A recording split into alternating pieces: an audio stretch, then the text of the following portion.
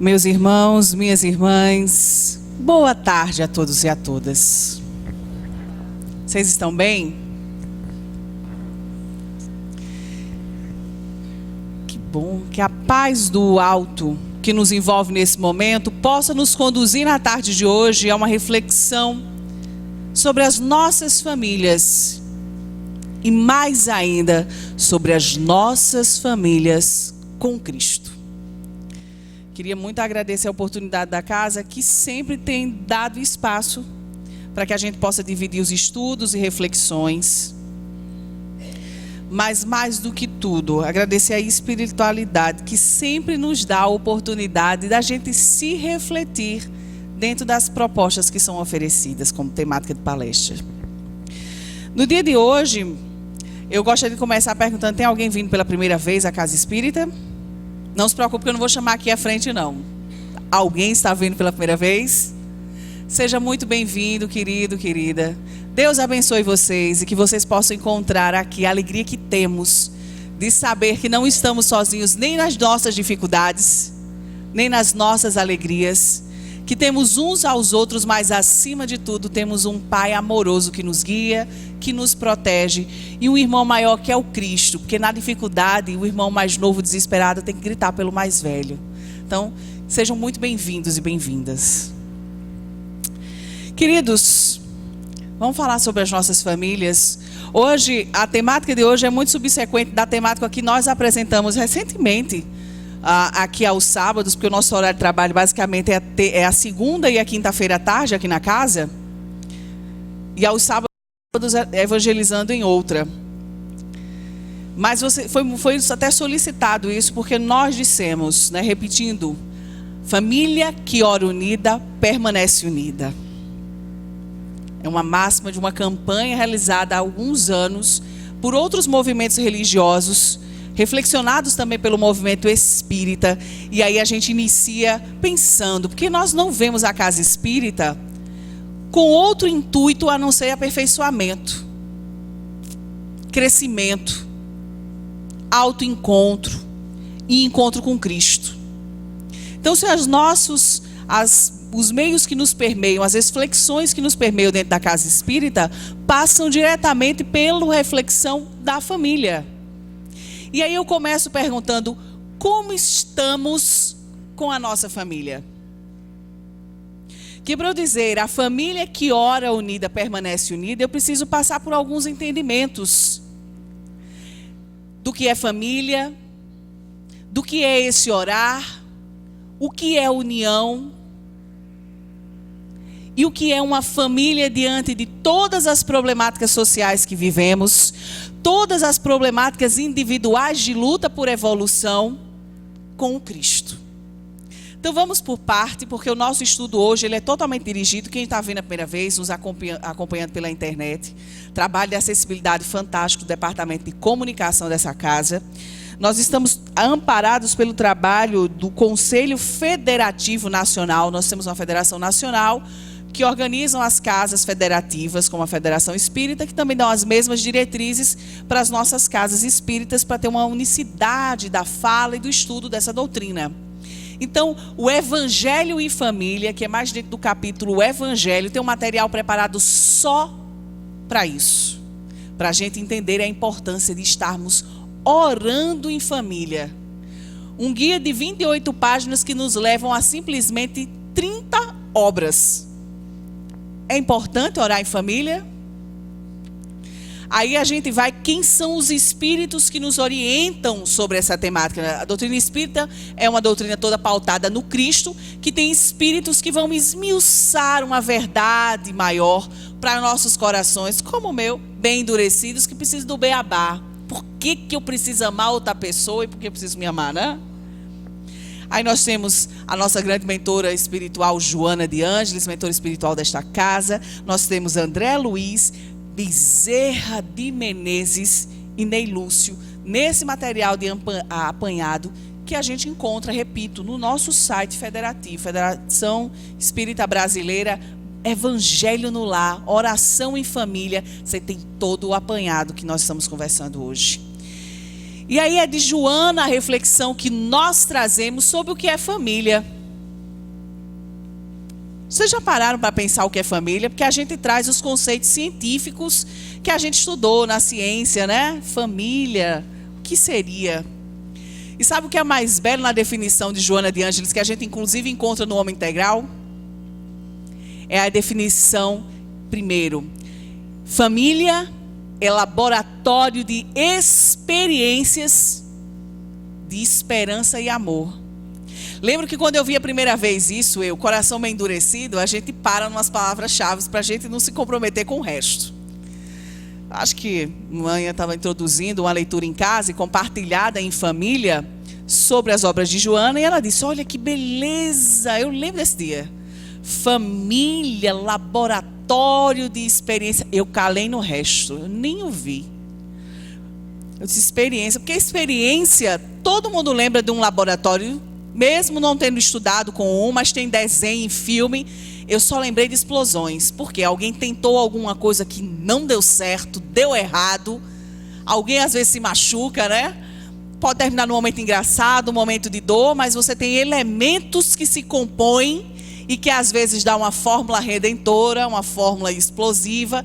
Às vezes depende de quem está manipulando as fórmulas, mas que muitas vezes pode chegar à cura. Foi aí onde eu parei, Joana, né? Eu ouvi a informação e a minha maturidade emocional e psíquica daquele momento ficou aí. Mas, ao longo dos 33 anos, a gente tem que revisitar, reler as obras também e fazer uma outra visão. E aí aquelas palavrinhas que tinham de esperança e de amor entraram. Então precisamos lembrar. Para vocês, por que eu estou dizendo isso? Para vocês também não ficarem no laboratório. Família é laboratório de esperança e de amor. Porque laboratório, sim. A gente manipula o que cada um é para a gente, em torno disso, ter um propósito maior. Existe laboratório sem propósitos? Não. Qual é o propósito do nosso laboratório familiar? O propósito da nossa família é que, unidos pelos laços, a gente recorre ao Evangelho segundo o Espiritismo, que nos lembra de que a família é momento de espaço de reencontros, de afetos e de desafetos. Pessoas que pelas quais, aí a gente diz, vixe, desafetos, mas aí a gente recorre a Joana de Ângeles, que diz que o ódio é o amor que enlouqueceu. O amor que ainda não soube ser amor, pois amor é libertador. Então vamos voltar 2 passos atrás, que é a doutrina espírita, a gente vai estudando e pesquisando, você vai juntando os conceitos. Laboratório, por isso que é espaço de esperança e de amor. Porque mesmo onde há o desafeto, é o amor que não sabe ser vivido ainda. Então, se mesmo diante dos mais desaventos, você vai dizer, Natália, é porque você não tem meu irmão. É porque você não está sabendo o momento que o meu casamento está. É porque você não sabe quem é meu pai. É porque... Eu não sei, mas a espiritualidade que guia as nossas famílias sabe. E se a espiritualidade mais superior nos diz isso, e a verdade ela é uníssona para todos nós, senão não seria uma verdade de amor, não seria uma verdade divina e de Deus, porque ela não é relativa, ela é universal, nós não estaríamos falando do nosso propósito, que é comum a todos nós.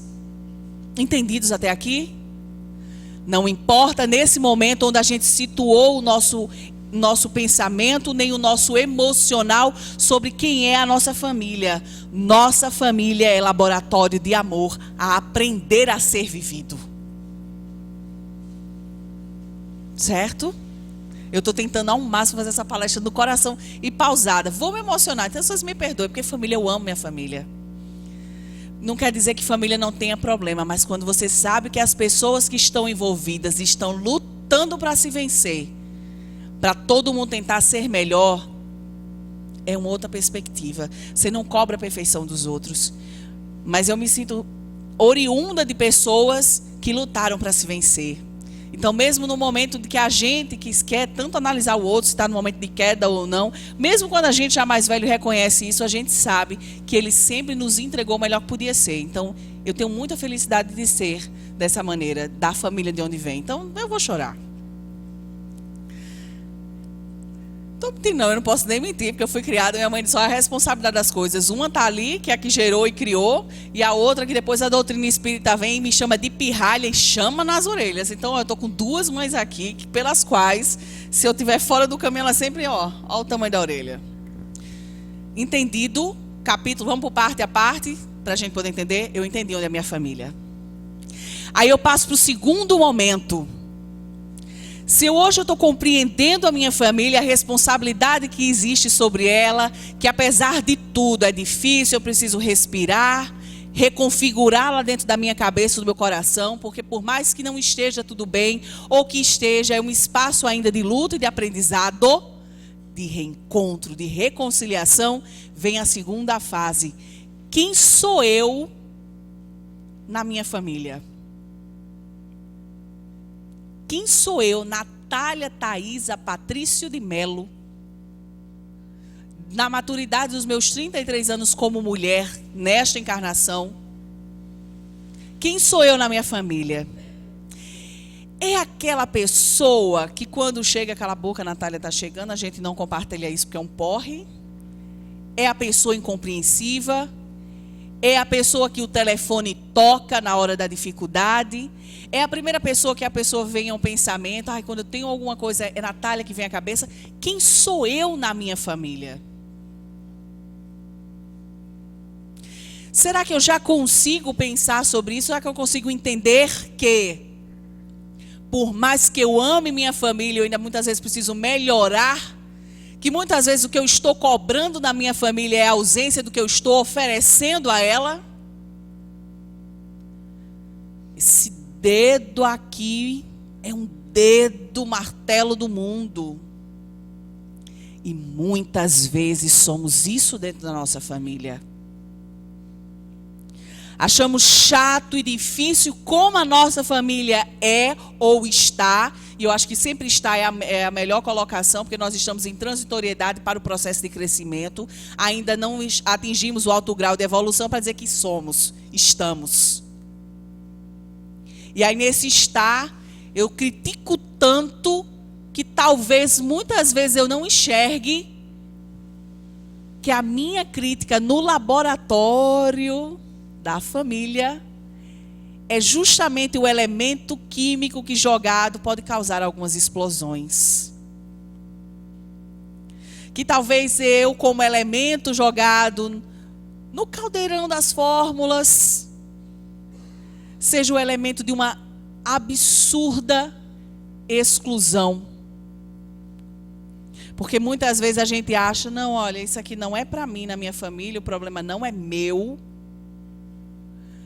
Eu não tenho nada a ver com isso, não fui eu que criei a problemática. Então, olha, eu estou fora disso. E aí vem Joana de novo, olha, eu digo a vocês. Joana é uma mãe amorosa, minha relação com ela é dessa maneira. Mas como mãe, tem sempre uma maneira verdade, né? Dizer assim, vamos jogar aqui na verdade, mãe, né? Vamos apresentar os fatos. Quando um da nossa família está doente, a família está doente. Ou seja, se um da minha família tem o problema não é dele, é nosso. Aí você vai dizer que é o que? É nosso por quê? Porque eu agora vou ter que largar a minha vida, porque a gente é meio orgulhoso. Eu estou indo até por colocações que eu já fiz na vida. Aí eu vou ter que largar a minha vida, que eu ralo, trabalho tanto, pelo outro que não está saindo do lugar, pelo outro que... E aí pelo outro que é o que a gente coloca alguém na cabeça da gente. Improviso é a feijoada que a gente faz em casa. Né? A gente faz uma feijoada para 5 pessoas, daqui a pouco tem 10 e você faz A dona de casa mais esperta diz, vamos cozinhar mais arroz, que arroz rende. Tem um velho ditado que diz, eu boto uma água num feijão, um pouquinho mais de quinó daquele de bacon, vai dar um gosto de calabresa, uma coisa assim. Tá lá. Que bota em cima de vou agora servir caldinhos com ovinho de codorna em cima. Tá resolvido. Tem coisas a mais na feijoada. Mas família não é a feijoada da minha casa.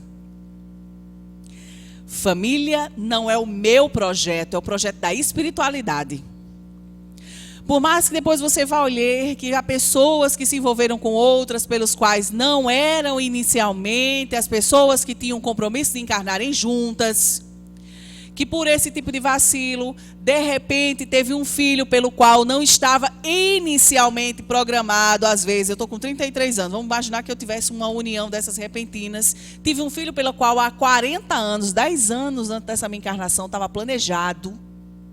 Porque eu usei o meu livre-arbítrio e fui aqui, ó. Todo mundo já alguma vez brincou com dominó? E empilhou ele um ao lado do outro? E aí fazia aquela brincadeira de bater, ele sai caindo? Os nossos atos vão empilhando inconscientemente outras ações que a espiritualidade diz, por ali vai dar aqui. Por isso que chega à noite no som do corpo físico e vê, Natália, querida, lembra do seu compromisso? Talvez você esteja indo por fora dele. Então, mesmo aquilo que aos olhos da materialidade não estava programado, amor, é pra gente que é amador da feijoada. Certo? Então eu volto para minha família. Se na minha família, muitas vezes a gente acha que é uma pessoa que é problema. É que às vezes o problema daquele outro manifesta mais em todo mundo que outros problemas que existem estão naquele primeiro momento abafados. Porque acontece da família se concentrar no apoio a um que está em queda naquele momento, que quando este um recupera, todo mundo tem capacidade agora de enxergar uns aos outros e se descobre coisas surpreendentes. Como é que eu nunca percebi fulano assim? Como eu nunca percebi que nós tínhamos outros problemas? Porque estávamos todos focados em um, muitas vezes fugindo da gente. Na hora que a nossa problemática aparecia, a gente empurrava o outro. Mas tu não sabe, é fulano que está fazendo. E aí saía-se do foco, que não é só em um, é em todos. Estamos entendidos até aqui? Corremos muito. Trabalhamos muito por uma materialidade e esquecemos que o objetivo principal é família. Estamos na experiência da matéria, mas temos que dar a experiência da matéria a ela até o grau pela qual é necessário. Mas a nossa fuga da família é tão grande que o discurso de, mas eu dei tudo pela minha família, trabalho noite e dia para garantir as melhores escolas, as melhores contas de internet, as melhores viagens, as melhores experiências materiais.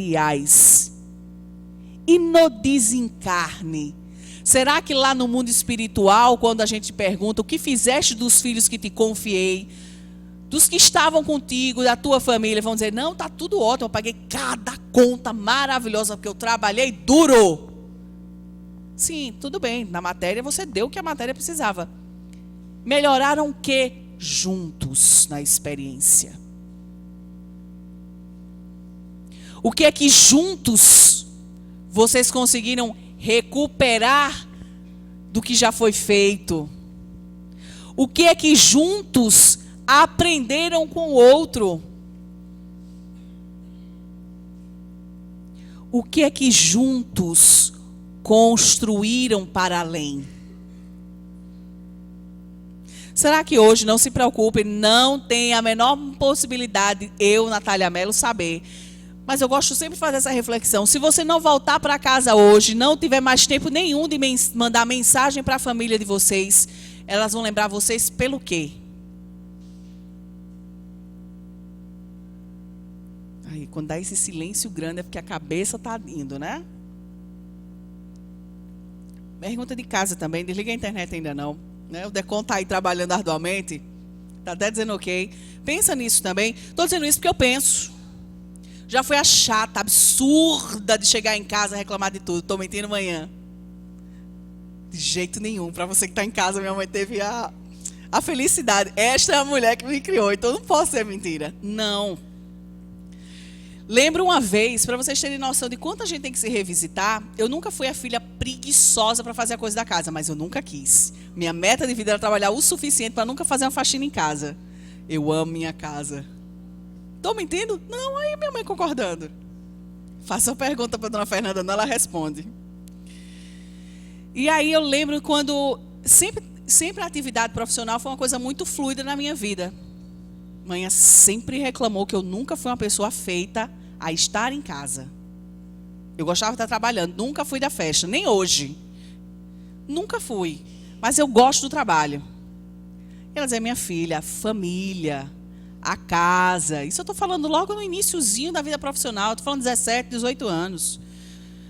E aí ela, minha filha, família. Aí eu, família, nossa, isso está me dando dor de cabeça. O que é que vai acontecer? Primeiro momento que eu me estabilizar financeiramente, o que é que eu faço? Vou morar sozinha, porque eu não vou ter a cobrança disso. Tá vendo que a gente grilha gatilhos de fuga? Aí as coisas profissionalmente estavam indo. E eu, tem nada não, vai ficar mais fácil. Porque eu chegar em casa, não vou ficar, meu Deus, a carinha da minha mãe, né? Eu não dei atenção hoje. Eu programo horários, porque eu ainda não tenho filho, eu estou no meu momento de crescimento. Olha os pensamentos que a gente tem. 20 e poucos anos, né? Os pensamentos são ótimos.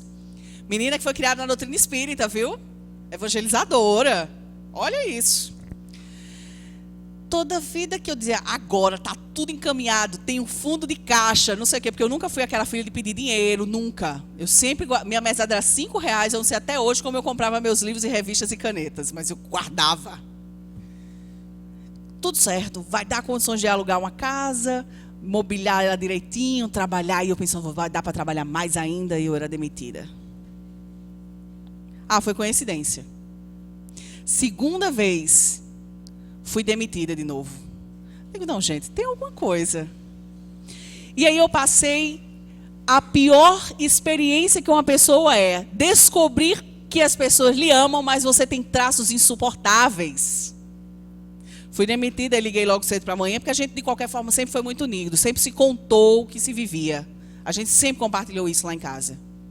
Bom ou ruim, mas a gente compartilhava, entende? É melhor dizer logo, antes que alguém fique sabendo. Mãe, fui demitida. E pior que eu não sei nem porquê. No corte sempre é, ou porque não tem filho, né? Jovem, a empresa estava precisando diminuir custos, mas eu não entendi, estava indo tudo super bem. Eu ouvi, quando estava chegando em casa, a voz de fundo, alguém dizendo, vala-me Deus, Natália vai ficar insuportável dentro de casa esses dias. E eu fiquei, Jesus. Estão me entendendo, dona Fernanda? Não foi ela não, viu, gente? Aí eu fiz, Senhor, quer dizer que nos próximos tempos, até eu arranjar um outro emprego, que eu estava só com as atividades de estudo que sempre foram, que daria meio expediente, no resto o povo vai estar olhando com medo da minha presença.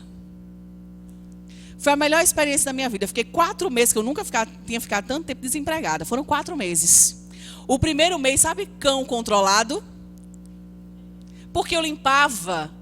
e eu não dava obrigatoriedade de ninguém sujar um grão. Você não viu que eu limpei? Depois, o segundo traço da experiência é entender que cada um tem necessidades e que limpar e organizar a casa é uma outra maneira de dizer que eu amo essas pessoas. Que quando eu limpo e não tiro o chinelo que o outro gosta do lado da cama, no armário, porque eu acho melhor... Quando eu limpei e respeitei o lugar, que não atrapalha nada na casa, mas está ali, a pessoa entendeu que eu entendo a necessidade dela, os gostos dela, que o espaço não é só meu, também é da outra pessoa. Eu cozinhava aquela maneira de cozinhou, matou a fome, imagina uma coisa. Eita, a Natália cozinhou hoje. Aí eu fui tentar melhorar essa experiência. Claro, tem um posto melhor que é da irmã caçula na família, mas... tentar cozinhar porque fulano gosta de um feijão assim, o arroz eu contemplo Beltrano, a salada outro, minha irmã que adora uma apresentação, ela tem um Masterchef incluído no HD interno dela, boto uma mesa melhor e não apresento feito um bandejão, a comida que eu sou obrigada a colocar. Entendem que a gente, muitas vezes, a vida da gente clama por questões da nossa família. e ao invés da gente abrir o coração, a gente se esquiva. Tudo isso é para que a gente tente olhar diagnósticos nossos diante a família. Porque sabe o que é? Duas coisas muito belas na mensagem do Cristo, na mensagem daquele que vem nos auxiliar na conexão direta com Deus. Não importa o que você individualmente quer se melhorar, faça caridade. Não é isso? Caridade. Não importa qual a manifestação da caridade, faça. Tem uma música linda de Wallace Neifa que poucas pessoas escutam porque o gênero musical as pessoas não prestam atenção. Mas as mãos que oferecem rosas, sabem ser generosas, se perfumam. Se eu taco lama em alguém, eu sou a primeira a ter que me sujar dessa lama. Então, e a gente não está falando de algo que está dentro da gente. Caridade é atividade de seres perfeitos? Não, a gente tem que tirar disso. Caridade é o exercício da pessoa que quer se vencer. E aí, se eu estou falando primeiro de caridade, qual é a maior caridade para a família? A oração. Para nós espíritas, especialmente o evangelho no lar. Uma experiência que dolorosamente nós espíritas fugimos. E não se preocupe, eu não vou perguntar aqui, quem é que faz o evangelho no lar uma vez por semana? Não vou. Que a gente já se pergunta, meu Deus, que ninguém pergunte isso para não levantar o dedo e o coleguinha do lado dizer, tu não? Que eu acho que não tem tu não pior do que o nosso próprio coração dizendo, eita, eu não. Porque quando a gente fizer a pergunta, oramos todos os dias, pelo menos de manhã e à noite? A maioria de nós ainda não. Bezerra de Menezes, na sua bondade infinita, quase amorosa de Pai, nos lembra que a oração é a vacinação diária para as nossas quedas. Não é que nos torna perfeitos, mas dá um toque de equilíbrio na gente. A oração é o exercício de respirar. Você já, no momento de um aperreio muito grande, pararam e respiraram 2 segundos? É aquele ato de oxigenar que faz a gente dizer, peraí, que dá certo. Calma. É chamar a lucidez para os nossos corações e naquele ato da oração, que é o horário do respirar, de trazer esse hálito divino aos nossos espíritos em queda, caídos, doloridos, nos conectarmos por segundos com Deus. Está em dificuldade de orar? Começa com uma música. Quando a gente vai evangelizar, e a gente começa a evangelização infantil, as nossas crianças têm dificuldades. Tem evangelizadores aqui? Tem não. Hoje é dia de evangelizador estar trabalhando, não vou mentir. Minha casa hoje, Deus tudo organiza. A data que foi colocada era uma data que hoje a atividade era geral com a casa, não teria especificamente a evangelização. Mas para vocês não entenderem que não passaram o processo da evangelização, mas deveríamos fazer isso em casa, quando a gente vai introduzir a oração, a gente traz a ludicidade de uma música com as crianças. Porque não há força maior que a arte, porque a música chega naquele lugar que às vezes a gente ainda não conseguiu se permitir, por oração, concentrar para Deus chegar. É por isso que as nossas atividades, quando a gente tem a feliz oportunidade, são precedidas de música, e quando muitas vezes ainda é uma música aqui, se torna um som ambiente que a gente ainda não aprendeu a respeitar o valor da arte. Muitos músicos tocam, está todo mundo fazendo barulho, ninguém está nem aí. Mas essa música, ela tem de chegar a gente. Por isso que muitas vezes a gente se emociona. Eu cheguei à casa espírita, ouvi uma canção que me trouxe aquele respiro. Aí a espiritualidade faz, graças a Deus, se sintonizou com alguma coisa agora, vamos auxiliar. A oração é um farol que a gente tende a acender, nos norteando na escuridão do nosso desespero interior. Quando a gente tem a experiência de orar em família, é a gente dar à nossa família um horário sagrado nosso, que a gente ainda não aprendeu a fazer. Não vou dizer que é só minha experiência não, porque a gente já evangeliza há algum tempo, a gente está na atividade de evangelização há um bom tempo. E todas as vezes que a gente remete para os nossos evangelizandos de juventude, que tem experiências religiosas de oração em família, olha, experiências religiosas de oração em família, isso não quer dizer que seja só dentro da doutrina espírita não, porque tem famílias que adentram a doutrina espírita com filhos que já têm mais idade. Mas que esses já viviam a prática da oração em família, que a gente diz, lembra de um momento gostoso em família? Os que oravam juntos sempre vão lembrar disso. Mesmo quando era a oração, às vezes era aquele texto, e eu vivi essa experiência. A mãe da minha mãe é católica, apostólica, romana, mas que tinha um marido, que já desencarnou, meu querido avô, que tinha a prática da doutrina espírita, e ela ia lá, ouvia, mas ela tem no quarto dela todos os santos, seus terços, suas orações. Mas ela também acreditava nessa importância da família unida orando, então ela obrigávamos, olha a palavra de quem não tinha dimensão da importância de orar em família, nos obrigava a orar o terço junto. Eu já era espírita criança, daqui a pouco a gente fala da maneira de trabalhar em cada área a oração. Quando ou da vida que você chamar a família Patrício, juntar os netos e perguntar nas férias momentos bons e felizes juntos. Escondendo comida ruim que foi oferecida. Top 2, praia, porque era uma casa de praia. E 3, os momentos que orávamos juntos. A experiência de orar com minha avó na novena, que era longa, e a gente com fome para a comida de depois, traficada ali junto, mas a maneira que cada um apresentava a oração. E o evangelho no lar com meu avô. Por mais que aqui nós não entendíamos a dimensão da importância da oração, de orar em família, mas aquele gesto de unir a todos era em torno do Cristo. E conforme a gente vai evoluindo na maturidade, isso ganha novos contornos. Qual é a lembrança de união que a gente deixa para a família da gente? Velórios, enterros e casamentos? Durante a correria da semana, uma vez por semana, qualitativamente a gente se reúne para quê? Nessa reunião vai fazer diferença daqui a 10 anos?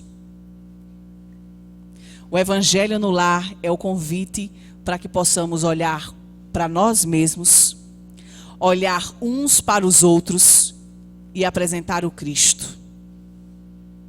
Trazer essa espiritualidade que é muito bonita. Joana de Ângeles e Bezerra dizem do mesmo jeito.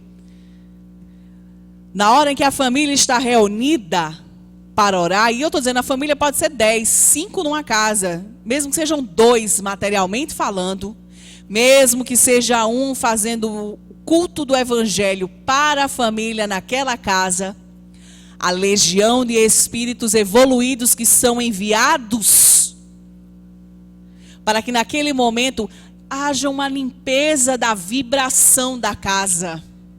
Não é tão gostoso a gente chegar em casa depois de uma faxina? É a melhor sensação. Você saiu da casa toda uma bagunça, quando você chega é outro clima. Quando a gente constrói a faxina, que dá uma preguiça, eu sei, é outra coisa, a sensação do dever cumprido. E da gente ter oferecido a casa da gente e ter ajudado a gente a se reorganizar por dentro. Imagina isso sentido e manifestado espiritualmente para a nossa casa. Joana de Ângeles e Bezerra, nos dois nos esclarecem de que a pleiade de espíritos que vem para nos livrar um pouco dos miasmas, das vibrações que a gente manifesta na nossa casa, nos imunizando de tudo isso, nos dá a possibilidade de orientações esclarecedoras a respeito da situação que cada um em família está. Quando a gente ora junto, e aí a gente abre o Evangelho, a gente lê a temática e a gente se observa diante dela, cada um vê onde é que está, em que ponto de uma temática e como oferece isso para a família. Para quem não conhece o Evangelho no Lar, é a oportunidade, nós abrimos o Evangelho segundo o Espiritismo. Para quem nunca teve o contato, são as bem-aventuranças. As bem-aventuranças são colocadas e ali destrinchadas no esclarecimento da espiritualidade. Porque a gente finge que não entende as coisas, a espiritualidade vem, então menino, isso aqui quer dizer isso, isso e isso. No culto do Evangelho do Lar, a gente separa um dia da nossa semana, um dia de 7. Gente, eu sei que quando você tem adolescente em casa, às vezes é um pouco difícil, porque todo mundo quer pensar, não pai, mas dia de sábado era o melhor dia que está todo mundo em casa, mas é o dia que alguém quer sair. Tenta manifestar esse momento como o momento do agrado da família. É pelo menos meia hora, 1 hora no máximo. Não é possível que nós não consigamos nos unir. Tem tanta gente que reclama da tecnologia, mas há corações que estão muito mais próximos dessa maneira. Tem gente que faz o evangelho colocando o celularzinho ali, para online, falar com quem está em qualquer lugar desse planeta. Você faz uma prece inicial, eu faço uma prece final. Uma pessoa a que está propondo, ou quem é a liderança desta família, é o dirigente. Dirigente esse que sempre vai estar organizado para que pontualmente, no mesmo horário, todas as semanas, a família se sente em torno do Evangelho. Na sua sala, de estar, na de jantar. A gente normalmente aconselha ir para a mesa, porque fica todo mundo normalmente mais bem acomodado e não corre o risco de dormir, que na sala, um sofazinho confortável, ninguém vai se escorregando e dorme. Ali organizados, sentados, a gente normalmente pode fazer uma leitura de uma mensagem inicial. Um Pão Nosso, normalmente, é o livro do que nós estamos, na doutrina espírita como um todo, utilizando agora. Mas você pode ler uma pequena mensagem de um livro, Vida Feliz, de Joana de Ângeles. Uma mensagem que nos harmonize. Feita essa pequena leitura por alguém voluntariamente, pelo dirigente, vamos fazer uma prece? Pedindo que nessa prece os nossos guias espirituais, anjos da guarda, como quer que chamemos, possam fazer que nesse momento a família se sinta amada. E que a mensagem do dia seja uma mensagem que nós estejamos precisando. E aí a gente está indo nessa diretriz de Joana de Ângeles, porque tem uma coisa muito interessante. O Evangelho no Lar é reflexo da maturidade espiritual da família. Isso é uma observação minha, tá? Você vai olhando, analisando tudo que faz, a gente descobre a maturidade espiritual da família pela maneira que ela manifesta o Evangelho. De não fazer, de só um fazer, de só fazer quando tudo está bem, de só um fazer quando a crise está grande, de entender que é um remédio para a família, e aí o que se fazia uma vez por semana na crise, se fazer mais. De fazer o Evangelho abrindo sequencialmente, que para quem está entrando logo de cara na doutrina, a orientação mais básica, que inclusive esse material dá, é que você possa ler em sequência desde a introdução.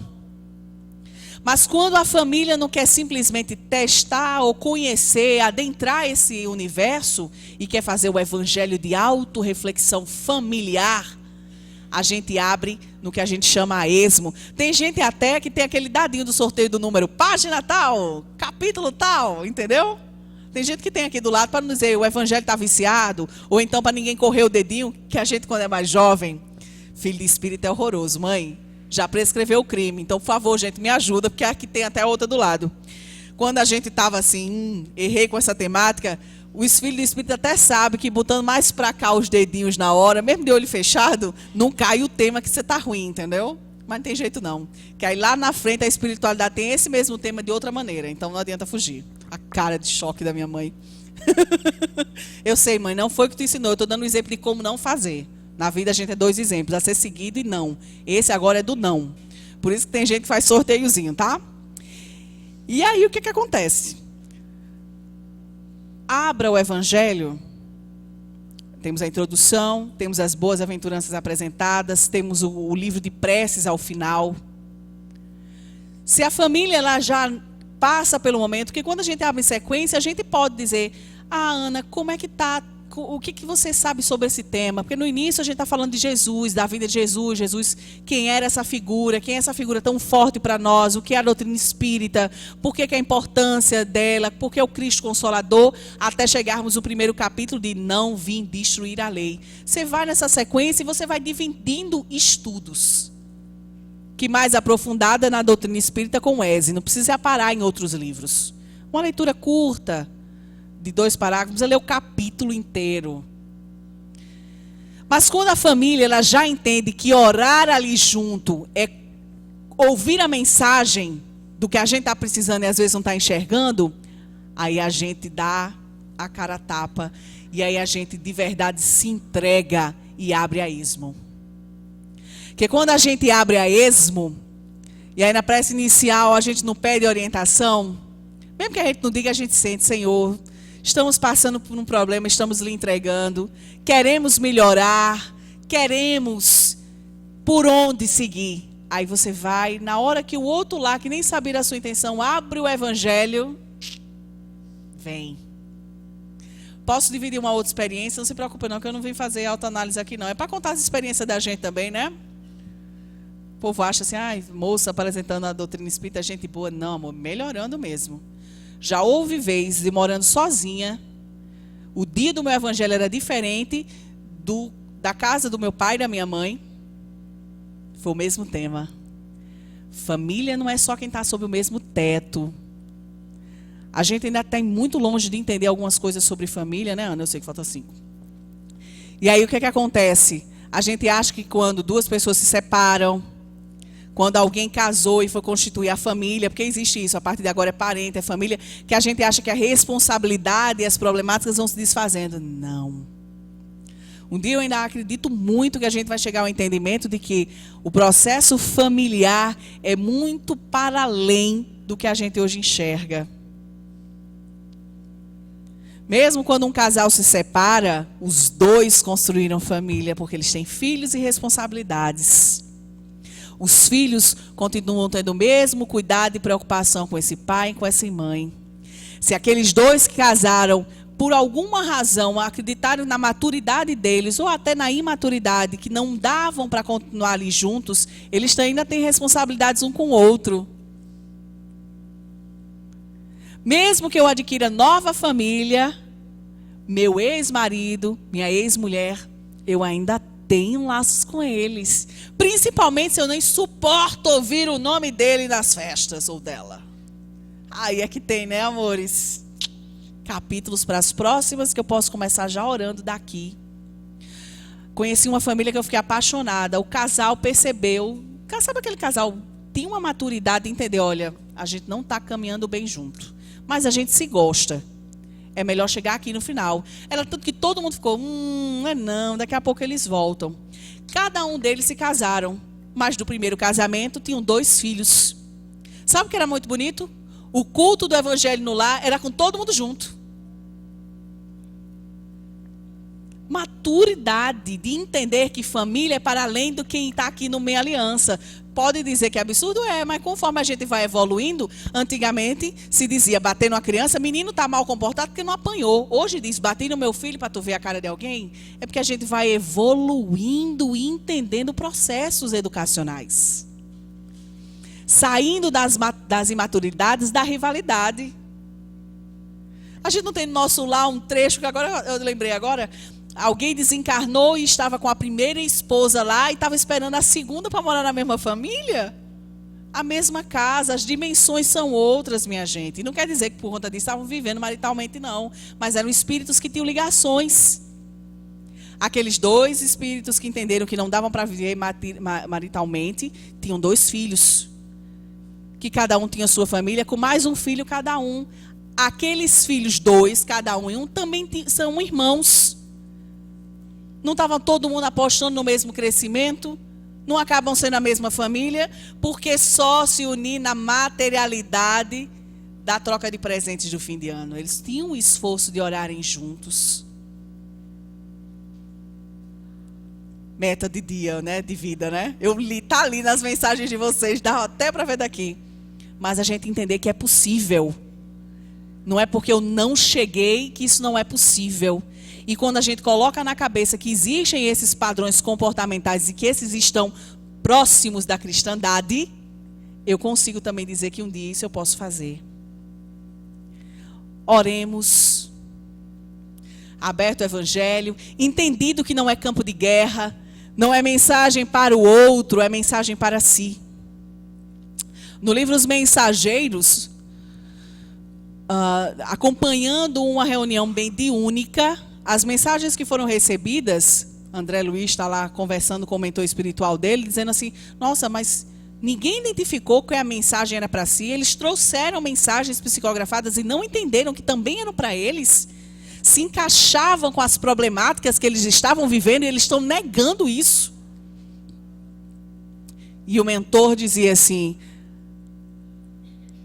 haverá o dia em que os médios entenderão que as mensagens que eles trazem são primeiramente para eles. As mensagens que chegam no nosso evangelho são primeiramente para a gente. Depois é o da família. Não é a minha oportunidade de eu torturar ninguém, dizendo, tá vendo, fulano, essa mensagem é para você. Não. É a mensagem para eu me revisitar.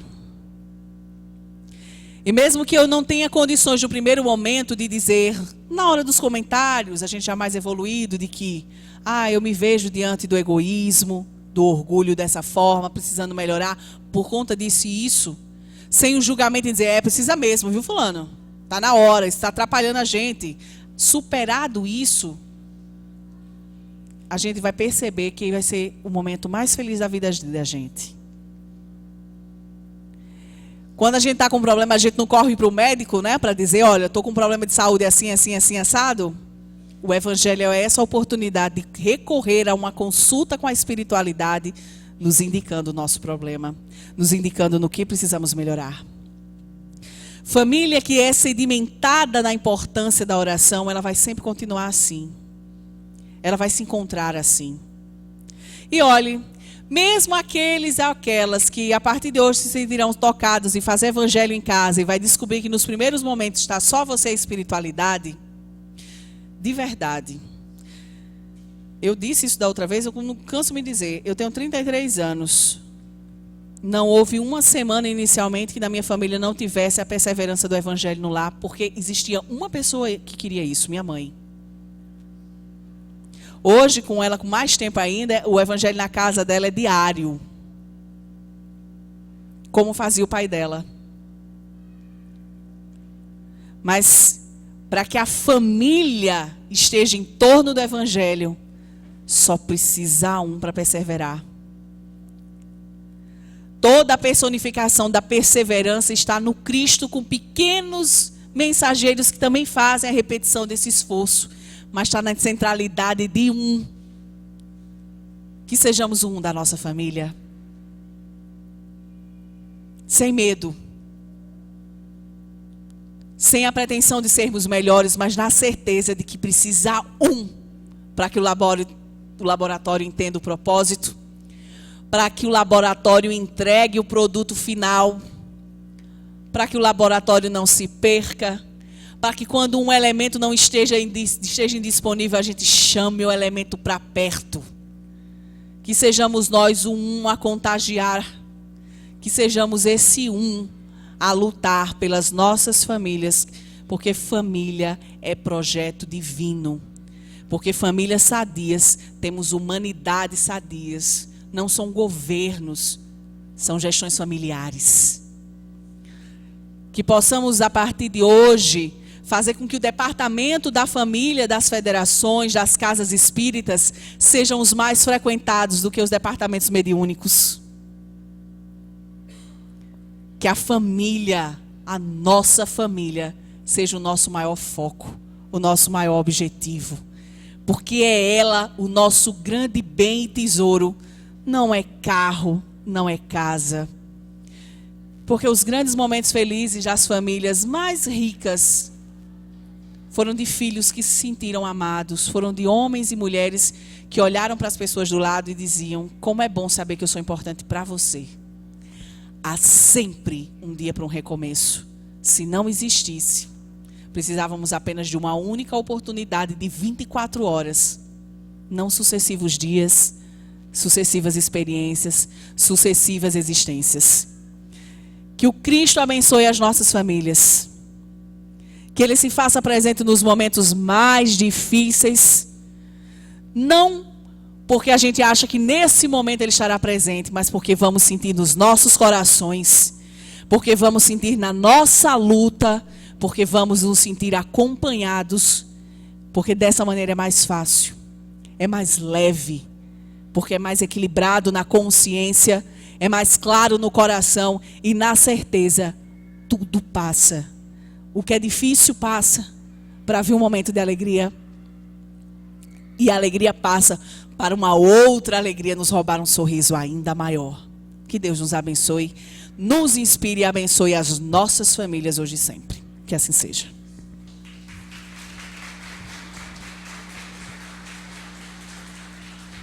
Agradecendo a Natália pela belíssima exposição, Natália.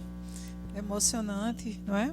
História de vida e história de experiências na casa espírita também, né? As duas famílias, a família espiritual e na família material. Vamos fazer mais uma música e aproveitando essas informações de tarde de hoje, eu só adianto para vocês que em 15 de setembro nós vamos ter um encontro, o 11º encontro Joana de Ângeles, bem, né, já afirmado em nossa casa. Natália fez algumas referências, eu trouxe uma obra de Joana e vamos trabalhar Jesus, Joana e os desafios emocionais da atualidade com nosso irmão Oscar de Lira, que é integrante da Sociedade Espírita Joana de Ângeles de Campina Grande. Vamos fazer uma música e em seguida nosso irmão Lívio, que é diretor do Departamento de Assistência e Promoção Social da casa, vai fazer a prece final.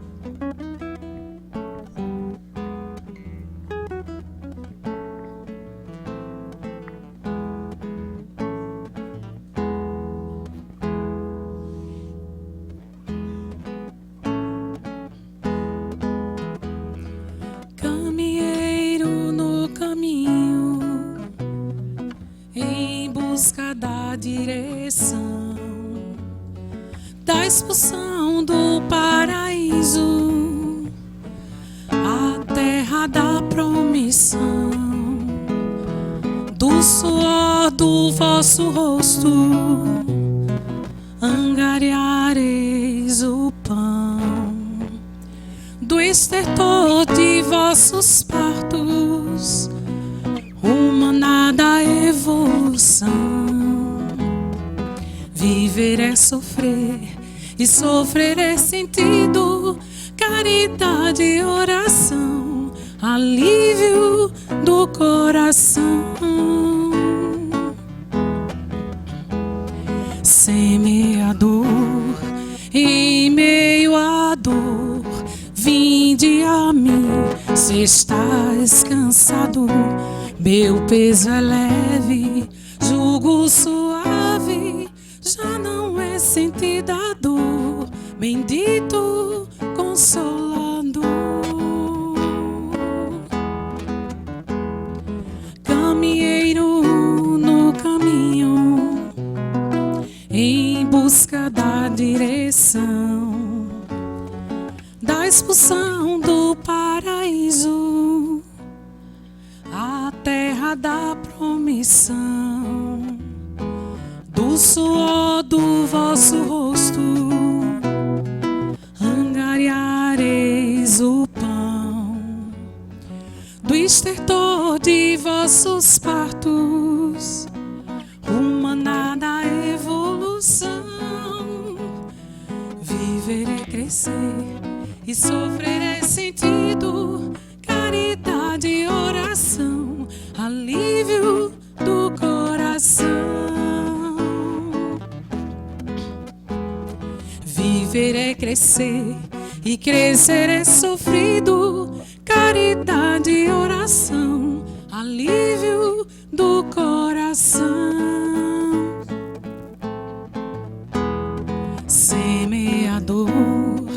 Em meio à dor, vinde a mim. Se estais cansados, meu peso é leve, jugo suave, já não é sentida a dor. Bendito Consolador.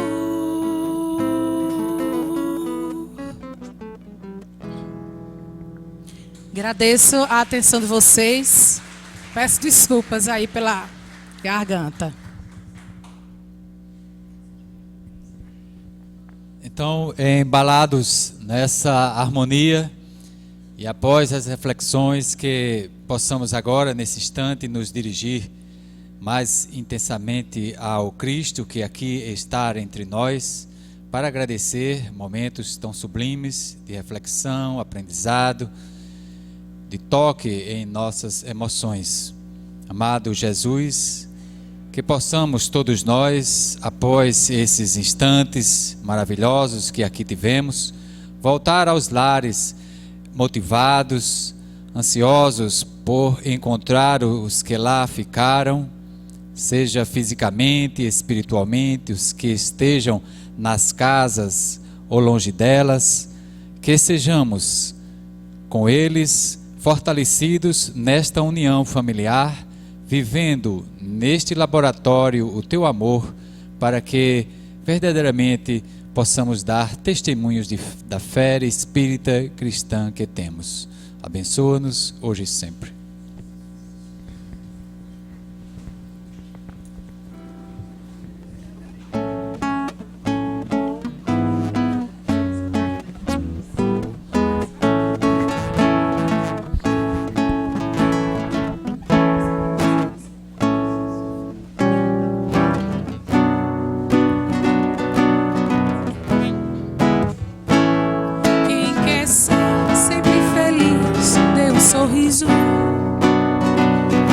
Quem quer ter bastante amor no coração, todo mundo quer sentir felicidade, mas será que estão fazendo a plantação? Desejamos que você tenha coragem. Essa vida é uma passagem, passará. Quem tiver amor no peito de verdade, com certeza vai poder assim cantar. Nananana, eu sou feliz porque te amo. Nananana, é tão bonita essa emoção. O nosso alvo é o amor. É só a gente dar as mãos. Eu sou feliz porque te amo. É tão bonita essa emoção. O nosso alvo é o amor. É só a gente dar as mãos. Eu sou feliz porque te amo. É tão bonita essa emoção. O nosso alvo é o amor. É só a gente dar as mãos.